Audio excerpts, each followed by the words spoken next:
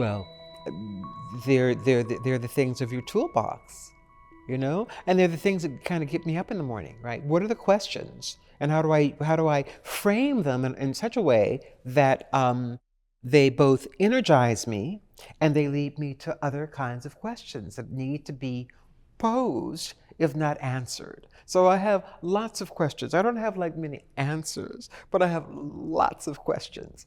And I think that the question in your toolbox, the questions in your toolbox, are as important as the answers.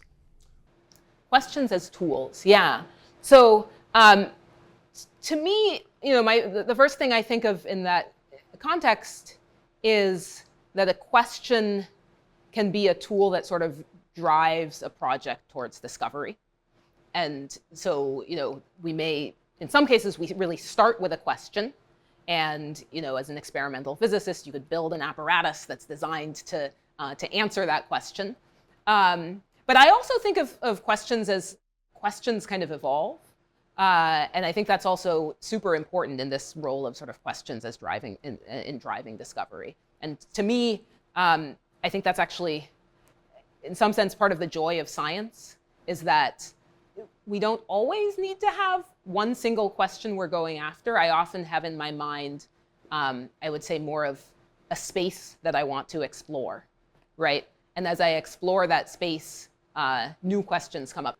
Most of what I've been taught about asking scientific questions was probably quite early in my education. So maybe in elementary, middle school, right? That's when you really learn the scientific method, and you're taught that you're supposed to have a hypothesis, right? And you test the hypothesis.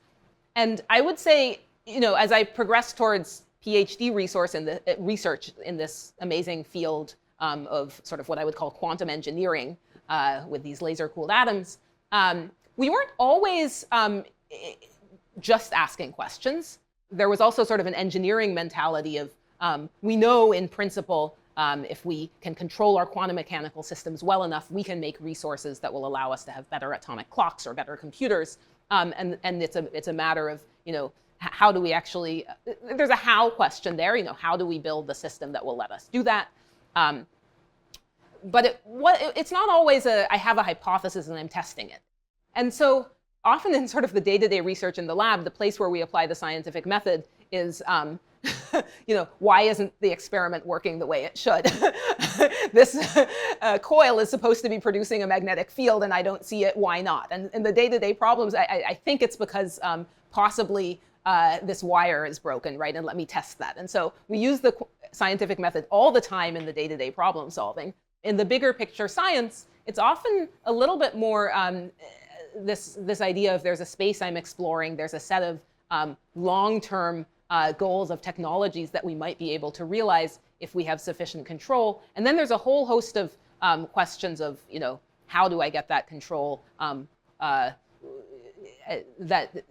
so I would say there's a space of questions for us as opposed to sort of necessarily one question that we're answering with a specific experiment. Do I think of questions as tools?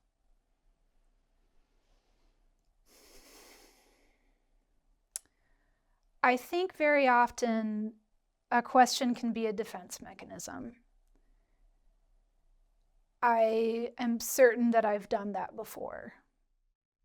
And oftentimes it works quite well, but the purpose of the question is to kind of like giving a baby a pacifier so it will, be quiet and get on with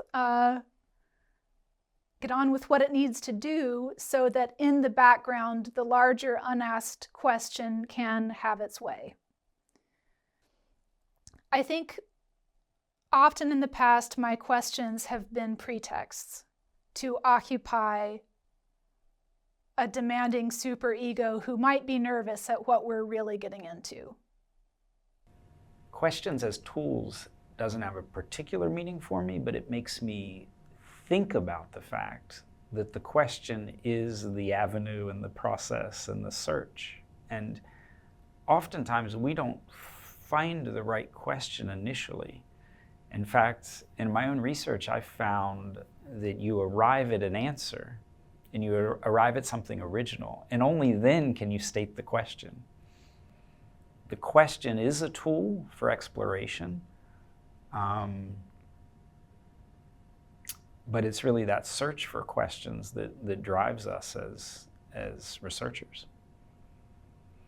And, in my own career, I found that it was easiest to discover new questions by combining different disciplines. And so by being an engineer and studying anthropology and archaeology, I could arrive at new questions more easily because these were well-established fields, but in between there was all kinds of fertile ground.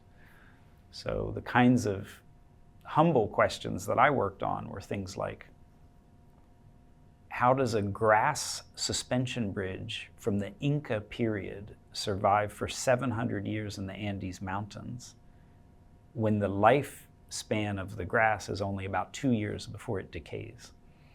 And the answer, of course, is culture. Or how does the Pantheon in Rome stand through earthquake after earthquake, century after century, with cracks in the ancient Roman brick and concrete? And the answer is through geometry, but also through gaining a new understanding of historic architecture. And it's almost so obvious if you take the agricultural metaphor further and say we're plowing a field. We call academic fields a field. We're plowing deeper and deeper into one field. And you're plowing deeper and deeper into another field. There's nothing fertile in between these two furrows in the field. Of course, there's a lot, but you need to be able to come up out of the furrow, climb up out, peer across, and then see where you want to go next. And universities don't always make it easy. And for me, the most intellectually stimulating experiences of my life were when you're at a setting or at a table with people from many different disciplines, and then you're probing and questioning and learning from each other through the lenses of different disciplines. And that happened to me really for the first time in the freshman dormitory at Cornell, but then it happened most vigorously in my PhD at Cambridge, where in the hall in your Cambridge college, all the different disciplines are debating everything under the sun. And then most memorably during 4 years at the table at the American Academy in Rome, where you bring so many disciplines together that the posing of new questions is almost a natural outcome of those conversations at your meals.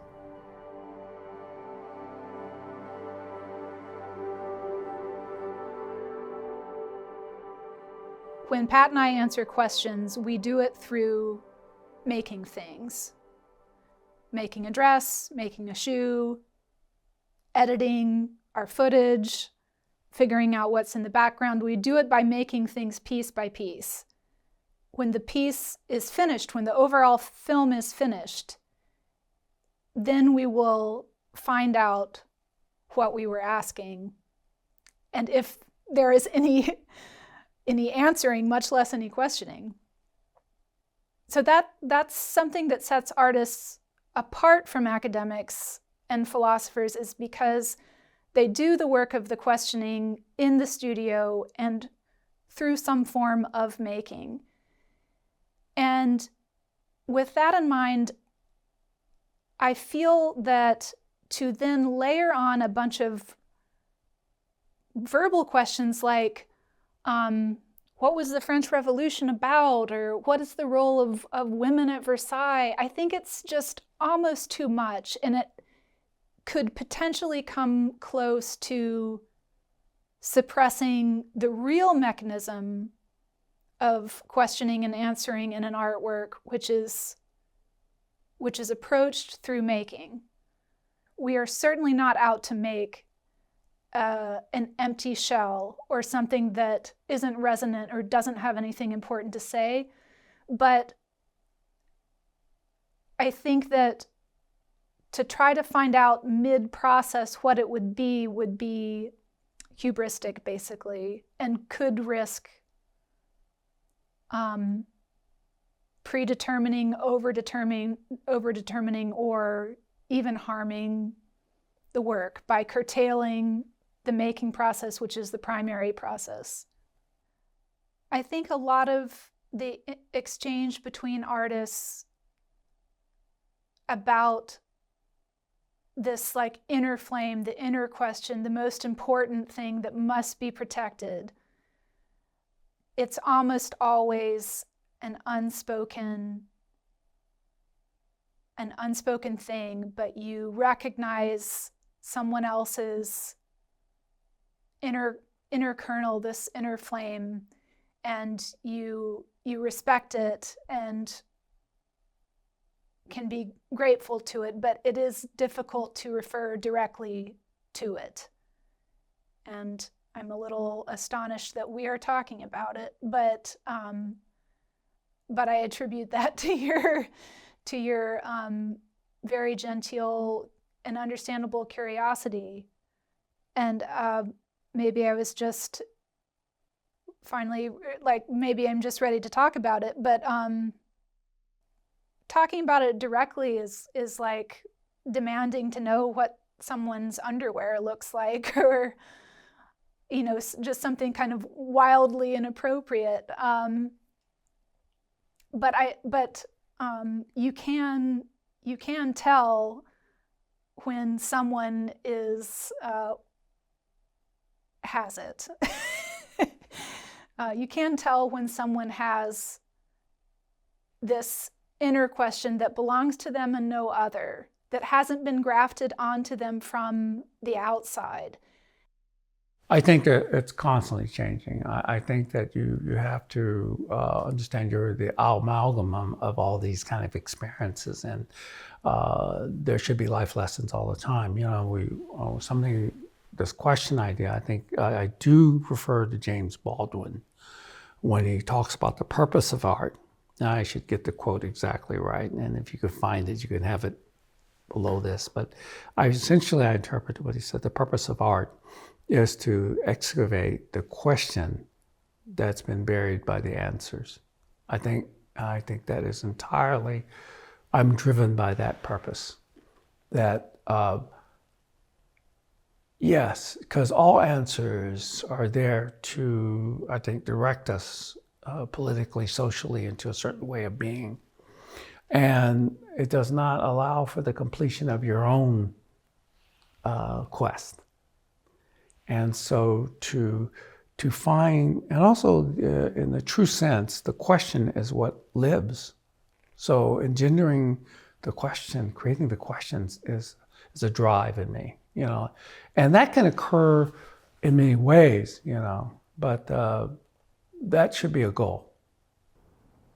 It's so rare that historians come clean about the initial question that motivated a project.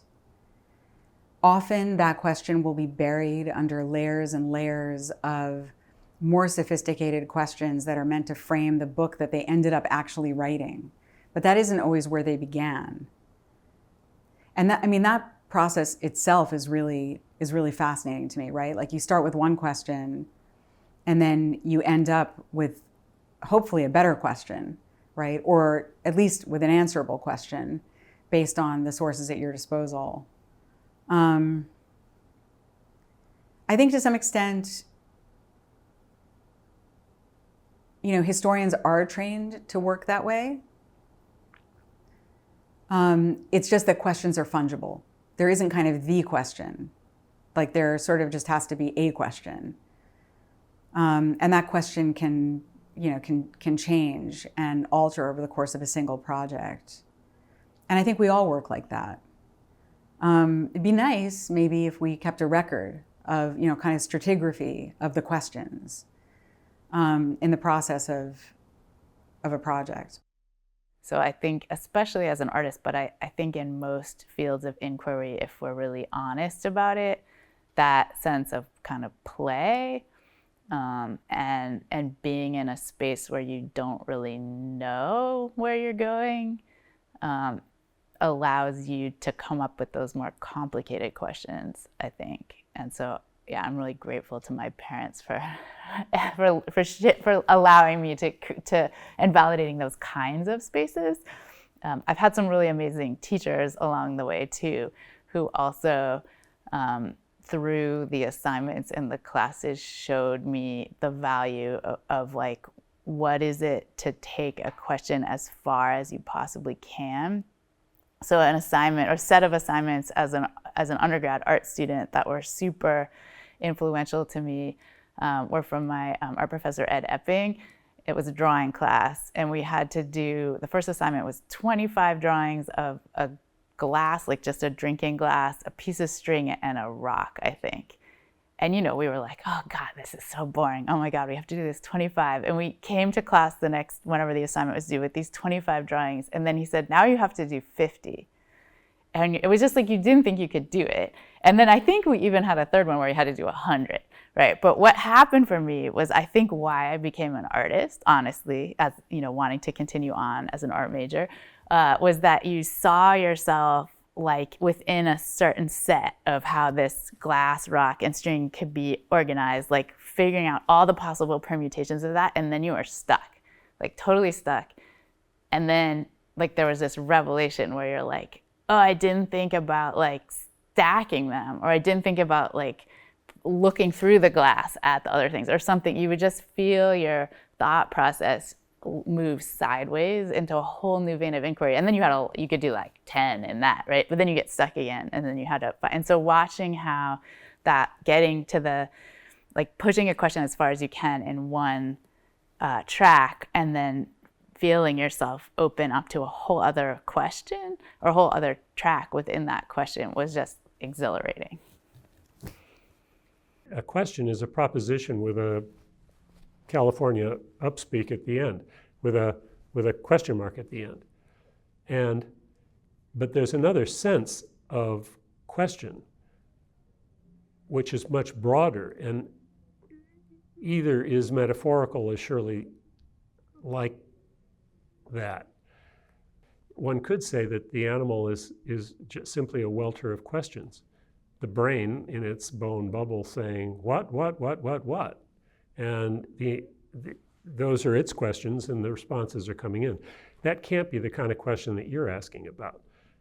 That's simply biology.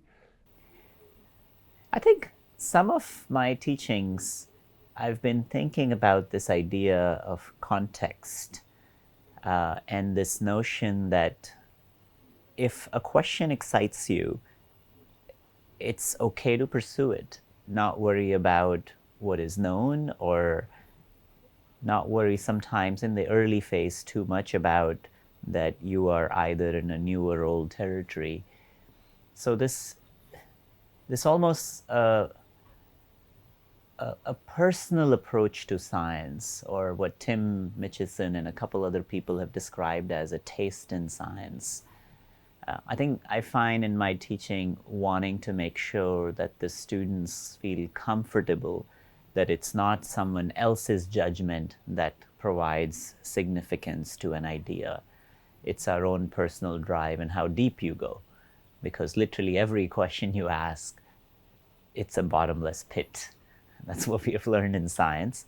But this, how much does a question ring almost and shakes your soul?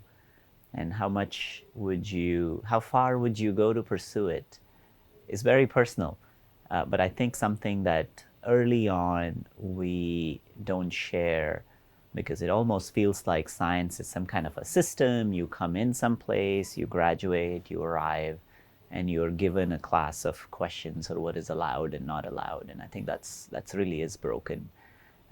So it's, trying to blur that boundary, and especially making sure that questions people are pursuing are deeply meaningful to them, not because of society at large, but just deeply meaningful to them, is something that I've been thinking a lot about.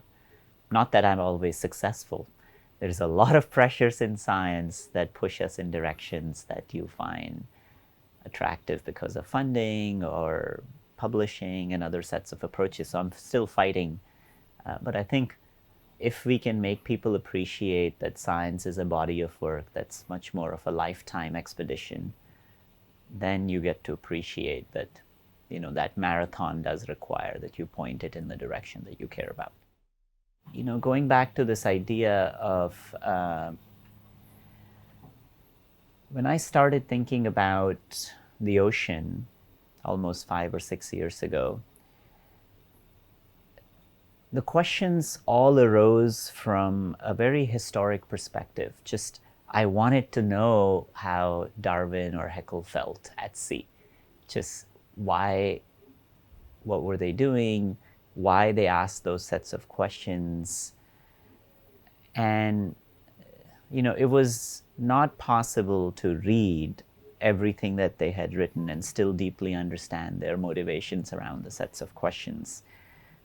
And the tool, in that case, that is the capacity and capability to experience ocean firsthand,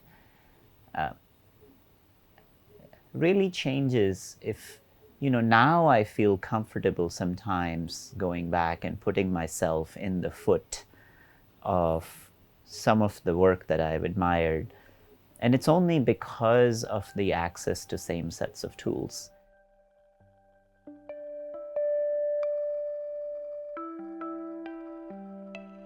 Yeah, I think the way the role of questions have changed is that they've become more serious in terms of, and more, it's interesting, I become more insecure, more unsure.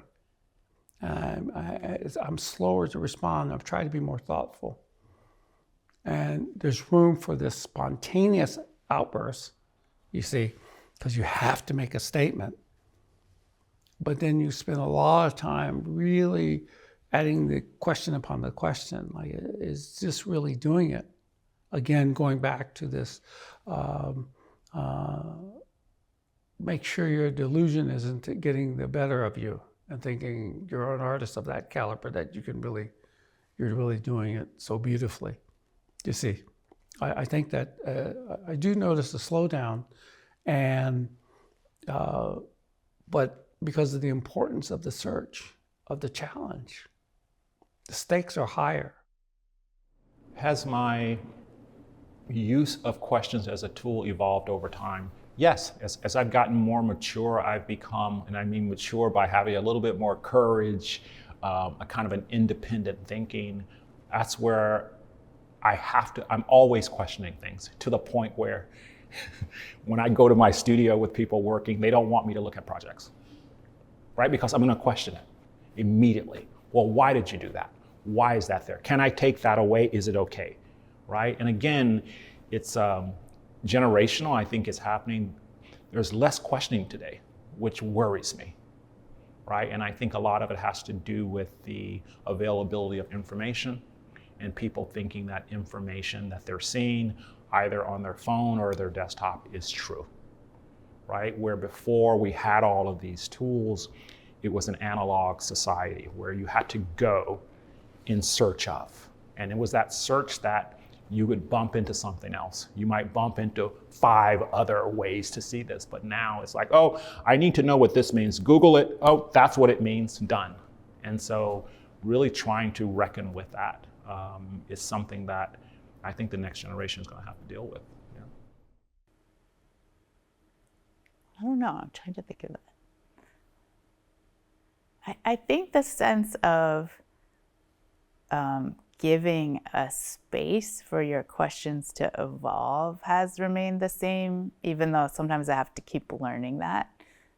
How do you give yourself or your practice that space and time? We're also busy, right? Our contemporary world does not lend itself well to giving questions space where they're not like under the pressure of a deadline, where you can muddle with them a little bit more. So I think that's something I have to keep relearning for myself about questions, because the outside pressure is so much about like finish this, or what are you doing? So you have to protect that space. I think that's why artists have studios, among many other reasons. It's kind of a space you can hide with your questions from other people, which I love about being an artist. I don't know about that. I feel like I maybe have more appreciation for how the questions you ask, if what you make then has some kind of traction, that those questions move out into the world in a powerful way.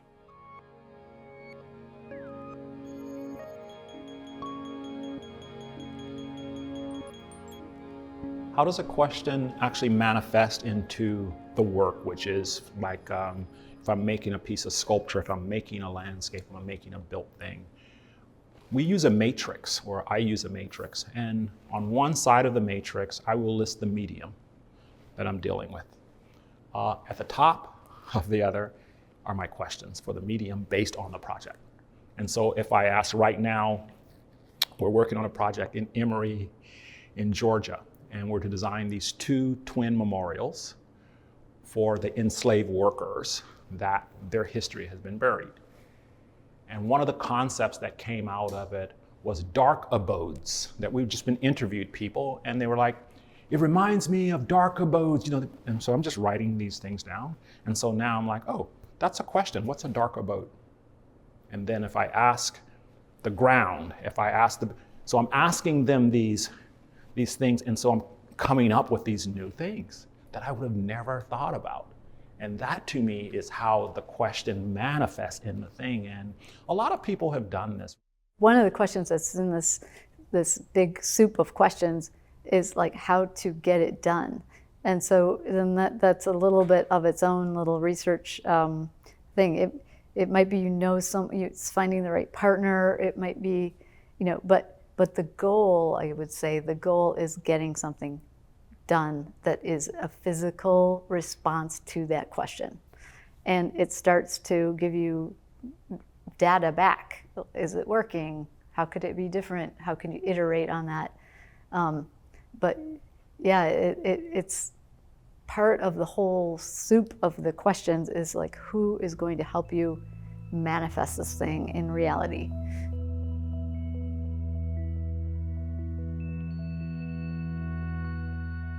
I know that I wear most people out, like my friends, my colleagues, my students.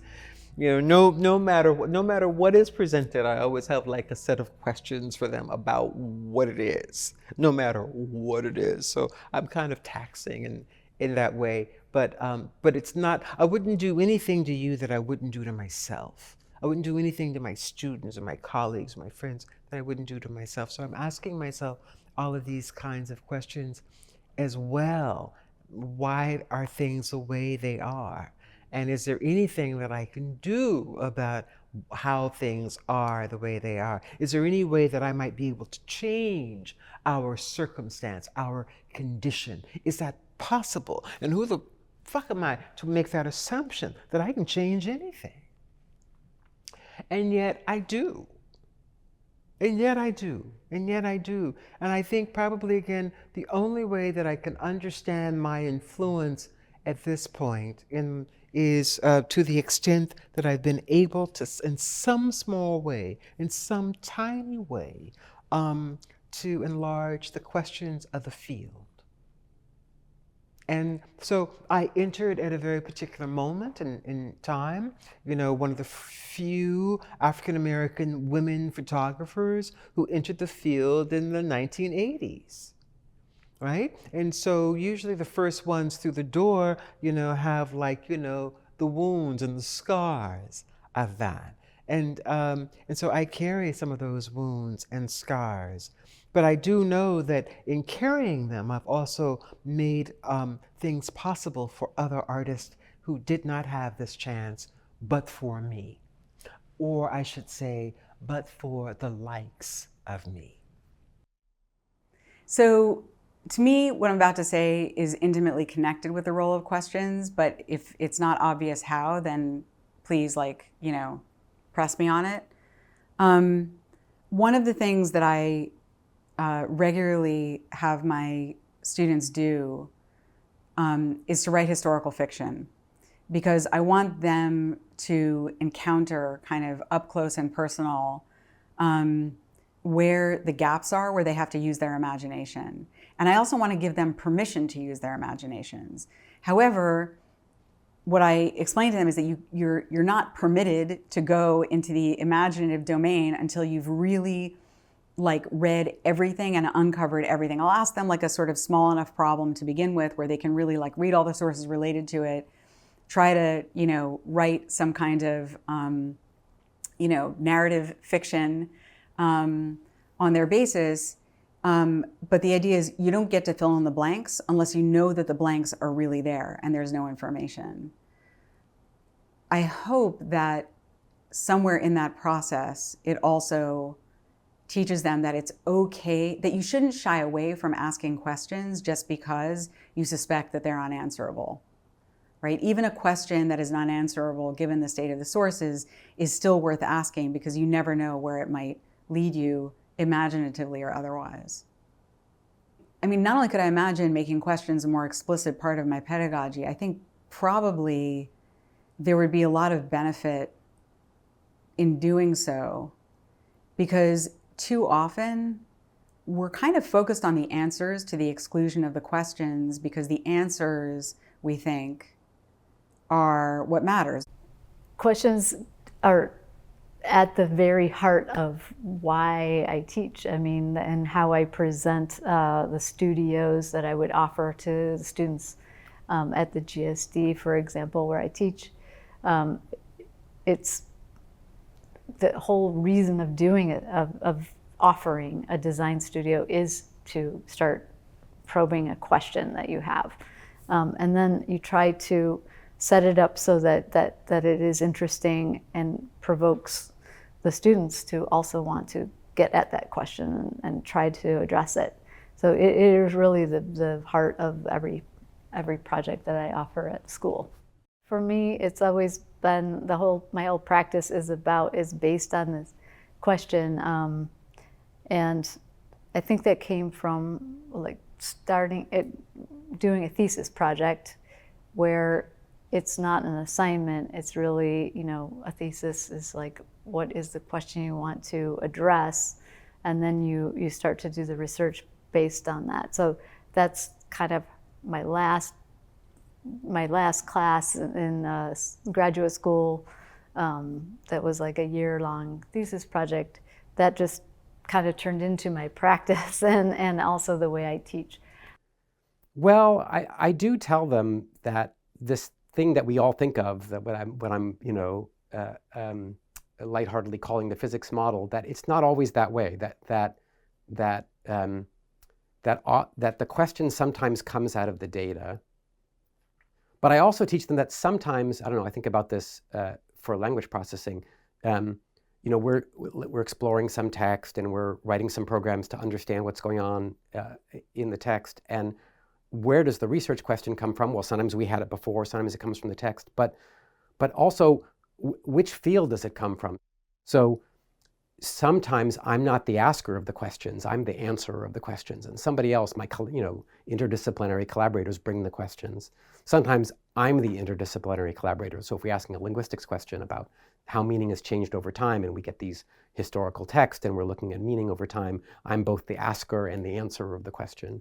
So I don't know, I think for the students, my students are very interdisciplinary, all in different ways than me. They all work with different people in different areas. This idea of thinking about what you want them to get out of a question in a group, thinking about them answering questions together as a group rather than I do much less having individual students go answer something on their own. Much more of the classwork we do and the research we do is very group-oriented, collaborative work. Research papers have a lot of authors and research projects have a lot of people from different fields. I think the kind of science we do now is very interdisciplinary, and anything involved when it's touching on a human subject, it's so complex and you need people who know so many things, so that the questions have become much more complicated. But this bigger question of questions as tools for sort of driving the science, I would say the biggest place where I have opportunities to teach that is, for example, if a student is writing a research proposal, right? And that's often if a student is applying for a fellowship or something like that. That's a place where it's sort of almost I love the opportunity to sit down and work on something like that with a student, because it is sort of a place where you have really a kind of a formal opportunity to sit down and frame what is actually the question that we're trying to answer. And I think it's very easy, particularly as a PhD student in experimental physics, to come into a lab where the tools are, there's a set of physical tools that are there, and you may or may not have the chance as a student to decide, you know, what equipment is going to be in the lab. You kind of come in and that's there. But nevertheless, having a chance to shape what are the questions that sort of within this space I can address is really important. And I think that's something, as I said, in a formal way, I teach it most directly probably when there's a chance to write something. But I would say I try to model it in our sort of science discussions when, as we brainstorm, where do we want to go, with the tools that we have.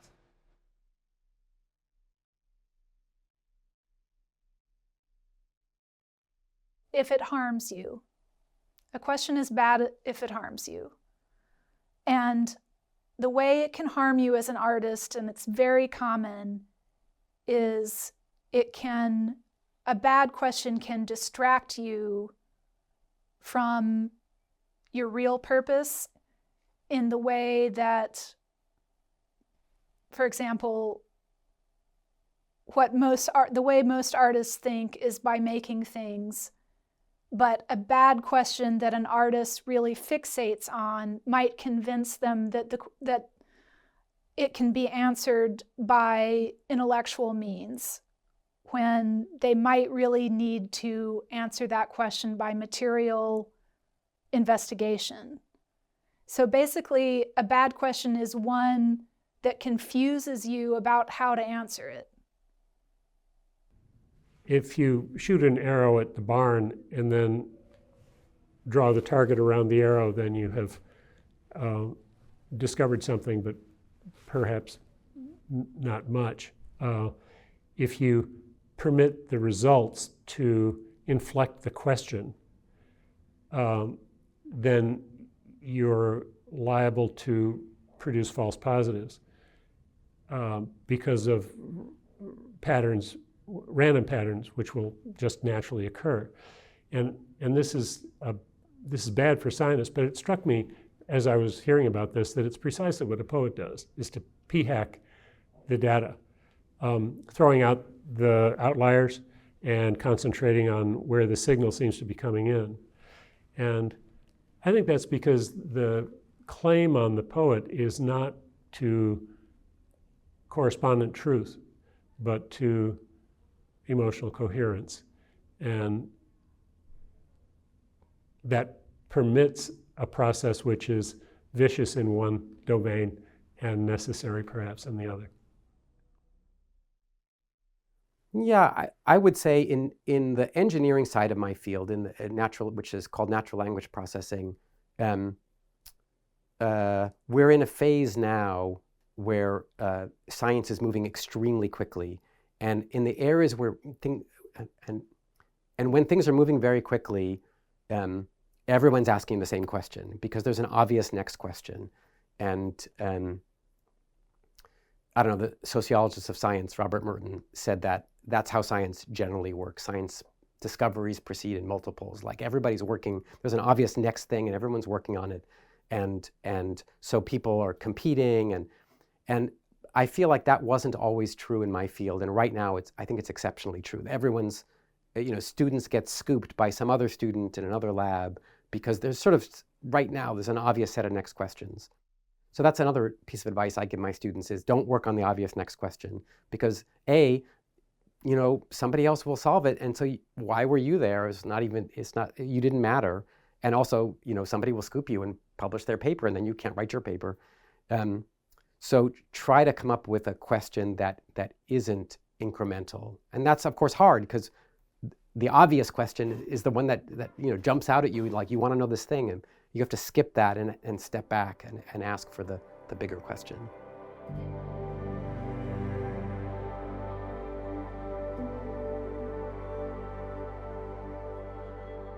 This is partly because to be creative is what it means to be human. And too often our educational models, especially in STEM fields, are scripted with a single answer, a single right answer. But if you talk to the most creative mathematicians or scientists, their work doesn't resemble the search for a single answer. It's about asking new questions and about probing the limits of our knowledge of the universe. And so there's a paradox there that when we train people to be scientists or mathematicians, in the initial years, question after question is narrowly scoped with a single answer. And that's not a way to train people to be creative, is to give year after year, question after question with one answer.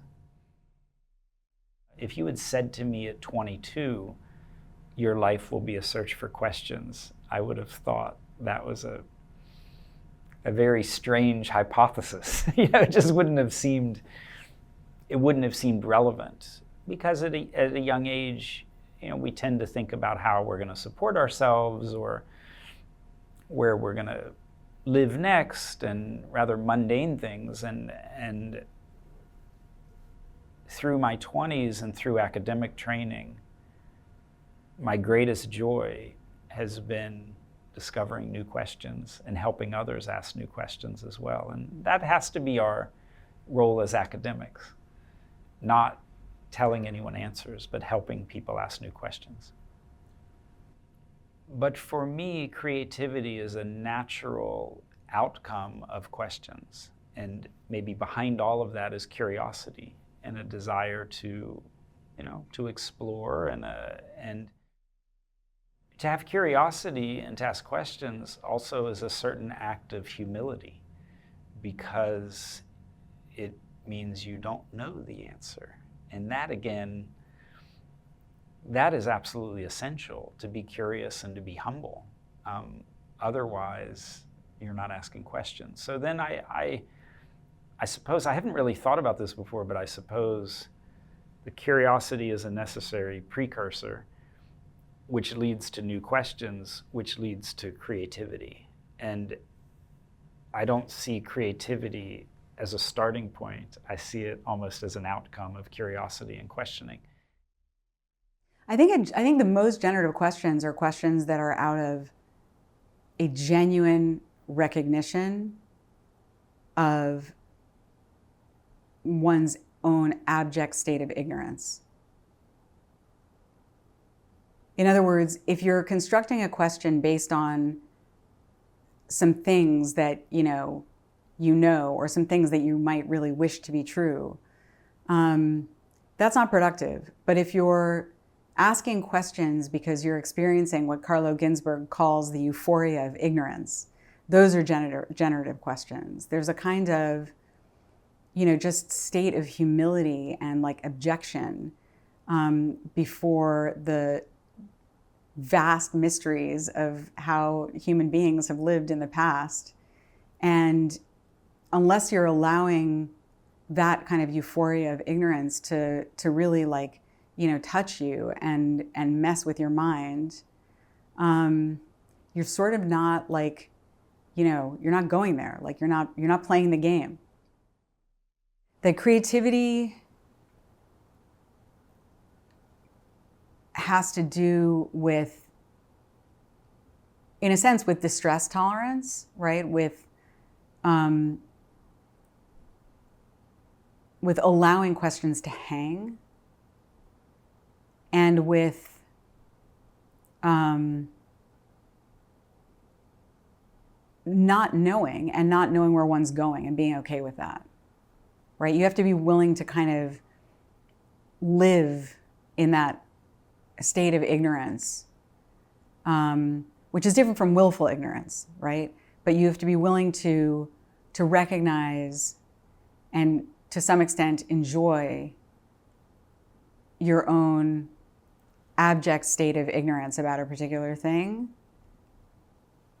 in order to, come up with the unexpected.